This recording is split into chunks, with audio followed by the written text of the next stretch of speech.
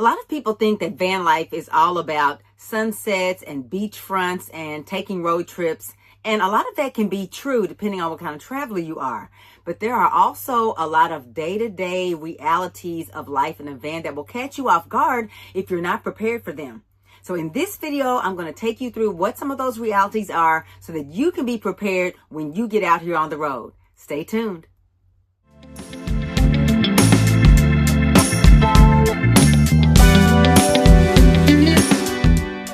Hey there, I'm MJ, founder of 50 is the New Free, and welcome back to my channel. So the first reality of day-to-day life living in a van is where you wake up.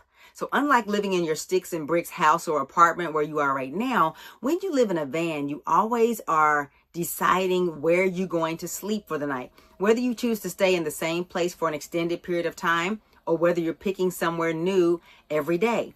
So this could be places like campgrounds, RV parks. You could be in a parking lot. So I'm talking about store parking lots, hospital parking lots, restaurant parking lots. Or you could be like I am right now. I am parked in a friend's driveway. That can be, I won't say off-putting, but it's definitely something that you have to navigate and get used to, because when you go home right now, you know where you're going every night. Now, there are people who stay at campgrounds and RV parks for an extended period of time. They pay the rent and they're there every night. And so to that extent, they know where they're going to be night after night. But once they move to a different location, they're going to have to figure that out again, where they're going to stay every night. And the reality is sometimes the places where you sleep are peaceful. I'm in a very quiet neighborhood right now, but sometimes the place is just going to be practical. Sometimes you pull off the road and you just stay at a truck stop. And so it's not as quiet. There's trucks coming and going all night long, and you just have to adjust to the noise. Sometimes being in those store or restaurant parking lots is just being practical because it's close to where you need to be and you don't have a lot of time or you got in late.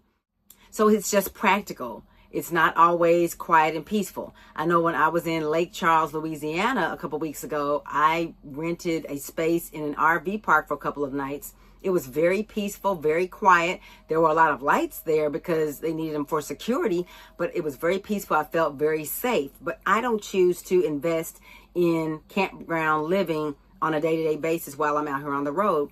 My favorite place has become pulling in and parking, not camping, but parking at hotels, mid-range hotels. I just nip in there with the other white vans and trucks that invariably are there, and I get in the back, turn off the lights, and go to sleep. I'm not there cooking, pulling things out, opening doors. I don't get out of the van, but that's my favorite spot. But I have to find those hotel clusters every night if I'm on the move, and I don't stay in the same place night after night when I'm doing that, because I don't want to stand out or become a problem or get the dreaded knock. So getting used to not knowing where you're going to sleep for the next several nights, that can be a reality that some people are not aware of, but you're aware because I just told you. Another one of those daily realities that you have to be prepared for in van life is your morning routine. For me, the first thing I think about when I wake up after I say a prayer is I need to use the bathroom because I am well hydrated. And so my bladder fills up in the middle of the night and I want to go to use the bathroom. And so since I don't have my shower and toilet installed yet because I'm still building things out, I have to rely on, in my case, Planet Fitness and other places to shower and to use the bathroom. For some people, this adjustment is not that big a deal. I've seen videos of people who live in cars or who live in vans and choose not to put plumbing in or any type of toilet. And they say, there's no problem using public bathrooms all the time. I just go to them, use them, and be on my way. So it's not even that it's a bad thing. It's just something you have to adjust to. Not only using the bathroom and showering, you have to think about your coffee and having breakfast. For me, I have a coffee maker. I'm not a big coffee drinker, but I have a coffee maker. I am putting in my kitchen, my sink. I have a refrigerator. I have an oven. So I can prepare food and cook full meals here in my van. But if you are a person that chooses not to build that out in your van, you have to think, where am I going to get breakfast? What is breakfast going to be? That's just an adjustment that you have to make. Your coffee, if you're a morning coffee type of person, hey, if you're one that goes to a coffee shop already to get your coffee every morning, then that's just what you'll continue doing. But if you like making it at home, then you want to make sure you either have a cute little coffee maker in your van, or you're going to have to switch over to purchasing your coffee out on the road. And then there's all the mechanics of getting yourself together. Again, we talked about taking showers, but then getting dressed. Are you ironing clothes? I bought a steamer. I had an excellent iron, but I decided to go for a steamer, which is more designed to be used when you're in vertical spaces. And you can also use it on horizontal spaces, but I thought it would work better than the traditional iron. But getting yourself together, do you have enough room? Do you have a mirror in your van? These are things that you want to be thinking about, because this is part of your day-to-day life that's going to make it less comfortable if you don't prepare for it, but absolutely no problem if you do. Another thing about your morning routine, and really your all-day long routine, is keeping your van neat. I have quickly learned, and I knew it would be this way because I saw other people talk about it. You have to constantly keep things neat. You have to put things away. So whereas in a sticks and bricks, you can just throw things on the bed, throw things on the floor, hang stuff here, throw it there, and deal with it later. In a van, you have a limited amount of space. And so I have learned that for the most part, I have to put things away as soon as I'm done dealing with them, like literally in that moment. Put the clothes away, put the dish away, whatever it is. Leaving it out is not an option. One reason is that if it's not, secured, if you start driving, it's going to be all over the floor anyway. So that's another reason why you want to keep things neat. But just knowing that in the morning you want to be cleaning up after yourself as opposed to leaving it until later, that's a reality you want to definitely be prepared for. The next daily reality that we're going to talk about is whether you are moving or staying put. Every day you constantly have to be thinking about, where am I going next? And for some people, that can be a huge adjustment because, again, if you're at home, especially if you work from home, you don't have to go anywhere for days at a time if you don't want to. When you're in a van, unless you are, again, at a place where you can stay day and night, you probably are going to have to be moving on a day-to-day basis. And when I say moving, I don't necessarily mean traveling from city to city. I just mean traveling from where you parked overnight. For me, a lot of times it's a hotel parking lot. Right now I'm parked in a friend's driveway, wherever that is, to go to the gym, to go to the place where you have an appointment or where you're going to an excursion, or where you're going to hang out in a park during the day. Or are you going to stay put? Because I choose to sleep overnight at hotels, I don't stay put. As soon as it's light out, I drive away. And in this case, I go to Planet Fitness. That's kind of become my routine. But even when I have my shower and my toilet here, I'm not going to be doing all that in the parking lot of a business where I have parked. I literally only use it for parking. I don't use it for staying. So I have to think, where do I want to go? Where do I feel secure where I can park and then do my morning toilet routine, showering routine, etc. Also, you have to think about, are you driving to another place? That's something that I have gotten used to, or I'm getting used to thinking through on a regular basis. Right now, I am in a stationary place for a couple of weeks. I'm working on the van, waiting on parts to be delivered. But if it weren't for that, I would have already moved on to my next destination. Knowing whether you're going to be driving, how far you're going to be driving, what you're going to do when you get there. Really, it's not even just about moving and staying put. It's about constantly having to plan your life at a level that most people never do. You know your routine. You're going to work during the day, you're coming home at night. Anything extra you don't necessarily have to do unless there's a specific appointment that you have. On the road, you are constantly navigating that. Fortunately for me, I'm already a planner. I'm an event planner. I'm a project manager. So none of this is outside of my skill set. It actually dials right in with my skill set. But for some people, it can be very, anxiety producing to always have to be moving and going here and there. But it's something that you can adjust to if you have a plan and a strategy in place for making those decisions.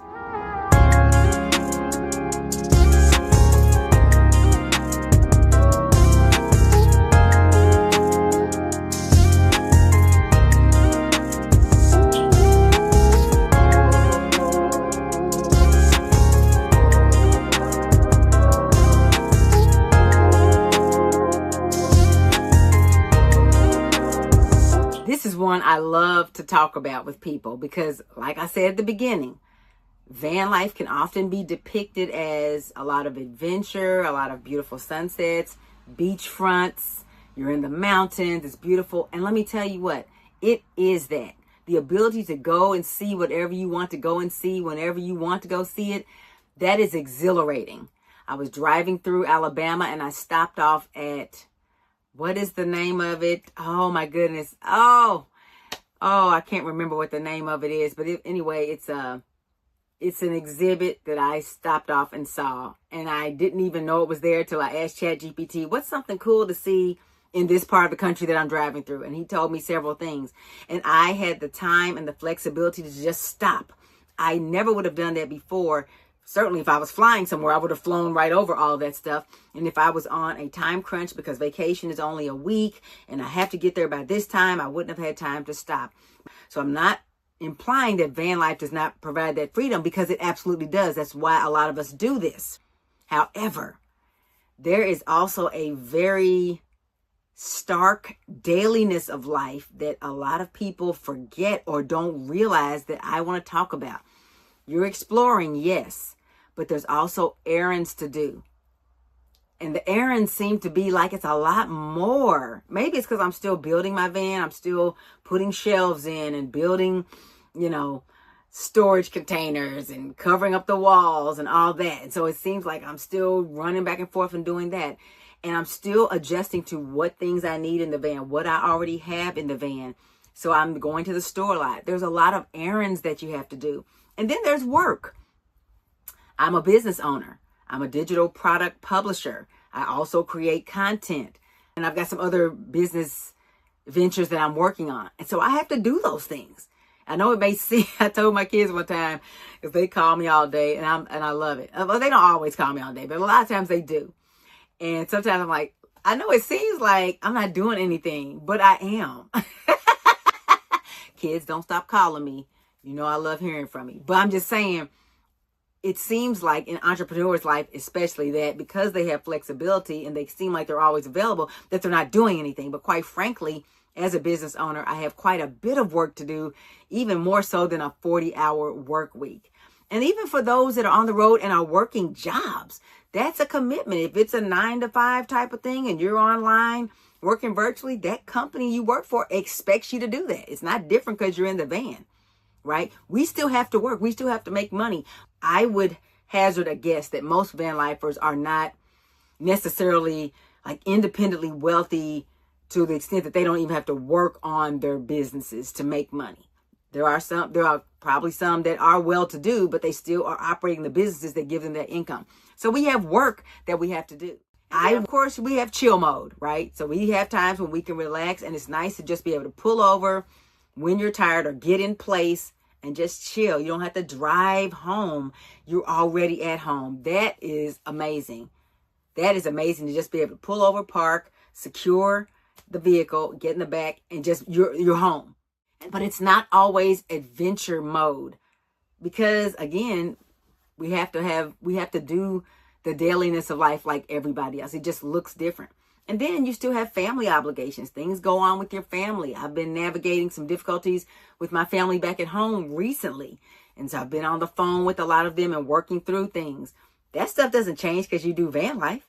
It doesn't change at all unless you become a road hermit or something. But even then, nobody who's alive can completely escape responsibility. And that's okay. It's just a reality you have to be aware of. It's not just going to be one adventure after another, unless you've got somebody doing everything for you. And even then, you have to liaise with that person to make sure they're doing what you need them to do.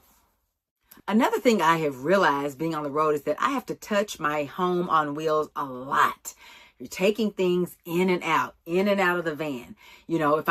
For example, in my wardrobe, it's made up of several cabinets stacked on top of each other. And I have compression bags in there with all my clothes in it, which I'm so glad I did. It makes it so much easier. But if I want to get a pair of jeans, I can't just reach in a drawer and get a loose pair of jeans. That's not how my wardrobe is set up. I have to pull out the packing cube, take the jeans out, put the compression cube back. If the jeans aren't in the first compression cube, might be in the one behind it. Got to reach out. Now, this isn't difficult, but it's different. Everything I'm talking about really isn't difficult. It's just different, and it's something you need to be aware of. I'm always moving things, putting things back. Now, I feel like once I get my systems in place and once I have everything built out pretty much the way I want it, I think a lot of that will subside because I'll know where things are. But even still, I'll be pulling things out from behind other things. I got to put those things back. It's a lot of touch points in my home that I'm not used to from a sticks and bricks home. And then finally, you have to find comfy places to work. And then right here where I'm at right now in this neighborhood, I could literally put my laptop on this table I'm sitting in front of, and I'd be good to go. I can work. But there's other places where I might not feel as comfortable or not be as welcome to have my windows open and be working on something, because if you're in a public place with people walking by and people are looking, or maybe you're in a place where you're just not welcome to park, or it's too hot, or it's too, you got to navigate those realities to make this work for you. It's not undoable. It's not always difficult. It's just different. The other reality that kind of goes along with what you do during the day is your evening routine, shutting things down, finding a place to park. As I've already mentioned, you might be in a place where you can stay night after night. Maybe you're staying in a family's driveway. In that case, you already know where you're going to be. Maybe you've rented a spot in an RV park or campground. Same thing, you know where you're going to be. But if you're not and you're on the move, you have to figure out what that place is going to be for you. For me, I like to scope it out early. When I get to a city, I'm already, besides looking for food, because I'm highly food motivated and I'm always going to pop up in a restaurant when I hit a new city, if I can. But besides that, I'm already going to scope out during the day where the hotel clusters are that I'm going to park at, so I'm not doing that at night. Now, it has been a couple of times when I got stuck having to do it at night because I got in late. But it wasn't that bad. Probably took me a little longer than it would have needed to. But I like to do that during the day so that when nighttime comes and it's time to park, I can just go in there, pull in inconspicuously and park. What I will say is that you don't want to be doing your wind down routine in the place where you're going to park if your wind down routine involves you getting out of the van. If you need to go inside and use the bathroom, or if you need to have the doors of your van open to do certain things, do that a little bit down the road, a few blocks away, a few miles away, somewhere else. Once you get to that parking location, it's time to shut it down. We're not opening the doors. We're not having a lot of noise going on, banging pots and listening to stuff really loud. Save all that for when you're in your other location where you are during the day. Maybe it's a park. Maybe it's a store parking lot. But when you are ready to settle down, go right to your place. I say that a lot because that's been a lifesaver for me, and I hope it continues to work for me. Because here's the thing. Safety is job one when you're out here on the road. I'm about to be installing my security cameras, and I have some other protocols I'm putting in place. You want to make sure that everything you're doing complements that safety routine, whether that's keeping the lights low after dark, which is what I do. When I pull up after dark, because I don't go during the day to my hotel location, I park at night. Now, a lot of hotels are well lit. That's where I usually stay. So they're still bright out, but it's not bright from the sky. It's just bright from street lights. When I go to those locations, I want to make sure I feel safe. I want to make sure that I'm in a place where I have full visibility. We're backing in, doing some of those other things. But we're not repeating locations. We're staying in places where we feel safe. So I pull up after dark, turn off the front. Once I get my window covers, I'll put those up, or maybe sometimes I won't. Jump through the sliding door, get in the bed, lights out. So anything I want to do in the evening, I do it before it's time for nighty-night. And you know what's so interesting? I had planned to do that and envisioned it in my mind hundreds of times before I even got on the road. I got these ideas based on what other van lifers have shared on channels like this one. And so I knew what I was going to do. So once I actually was out on the road and doing it, and it actually worked and it felt right, I was so pleased that I had put those ideas in my mind in advance. So all I had to do was execute once I got out here on the road. So your evening routine, it's something you want to think through and execute, and you'll have no problems with this reality. The truth is that while van life is not just one big constant vacation, some days are going to be amazing, some days are going to be normal, and some days are going to make you want to tear your hair out. And that's what makes it sustainable, just like your life back at home, just on wheels. So as you are looking at van life, if you are considering it, keep in mind that there is very much a dailiness to life on the road that makes it what it is. It's not one big party, and it's not one big drudgery either. It's a nice mix of both, especially when you are prepared. So I hope this has been helpful to you. Subscribe, like, comment, all the things. Share this video. And until next time, stay free and stay golden.